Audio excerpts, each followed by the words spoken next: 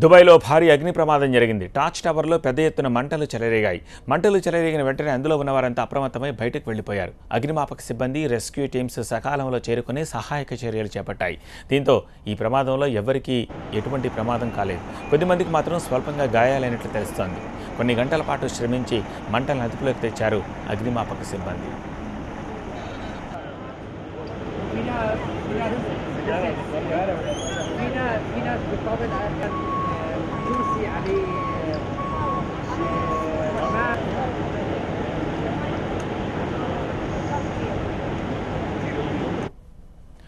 ప్రపంచంలోని పొడవైన భవనాల్లో టాచ్ టవర్ కూడా ఒకటి. 330 మీటర్ల ఎత్తున ఈ టవర్లో 84 అంతస్తులున్నాయి. ఈ భారీ బిల్డింగ్లో పెద్ద మొత్తంలో హోటల్స్ ఉన్నాయి. విదేశీ టూరిస్టులు ఎక్కువగా ఇక్కడే బస చేస్తూ ఉంటారు. అయితే మొదట 30వ అంతస్తులో మంటలు చెలరేగినట్లు తెలుస్తోంది. ఆ వెంటనే పై అంతస్తులు కూడా వేగంగా వ్యాపించాయి. క్రమక్రమంగా బిల్డింగ్ మొత్తాన్ని చుట్టేశాయి.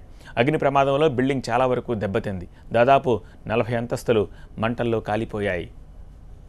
మండుతున్న శకలాలు కిందకు పడిపోవడంతో పార్కింగ్లో ఉన్న వాహనాలు కూడా దగ్ధమయ్యాయి.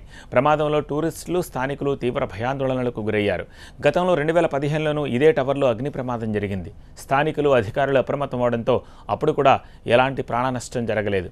ఇప్పుడు రెండవసారి కూడా ప్రమాదం జరగడంతో ముఖ్యంగా టూరిస్టులు తీవ్ర ఆందోళన వ్యక్తం చేస్తున్నారు. ప్రమాదం ఎలా జరిగిందనే దానిపై అధికారులు ఆరా తీస్తున్నారు.